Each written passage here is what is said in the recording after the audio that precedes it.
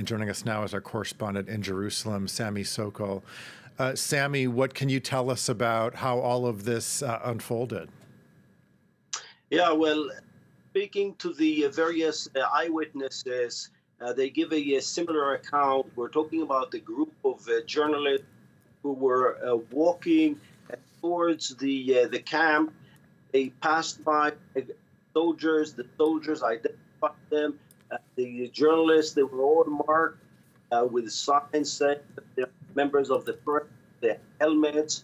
And they say that they avoided the place where there was exchange of fire, remained in a certain location away from where some of the clashes took place.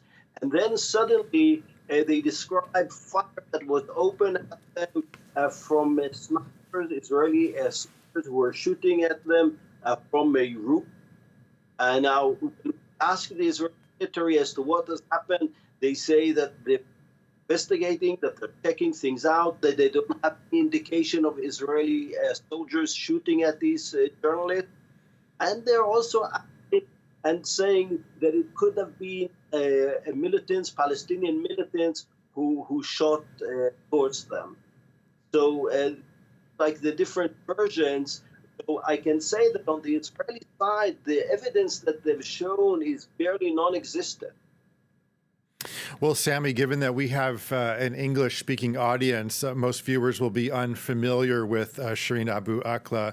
What can you tell us about her? Yeah, well, Shireen was born in Jerusalem 51 years ago to a Palestinian Arab Christian family.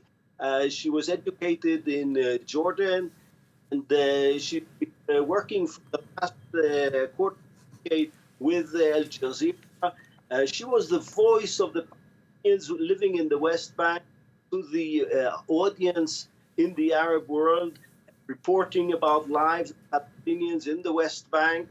And she was a very familiar face in the Arab world. Of course, the Palestinian society is very popular. She's the kind of journalist who went into people's homes, and people liked her very much. I can tell you that. Now, I can also add that she's an American citizen, and the ambassador to the United States has announced that Israel should investigate and have a full investigation to the circumstances of her.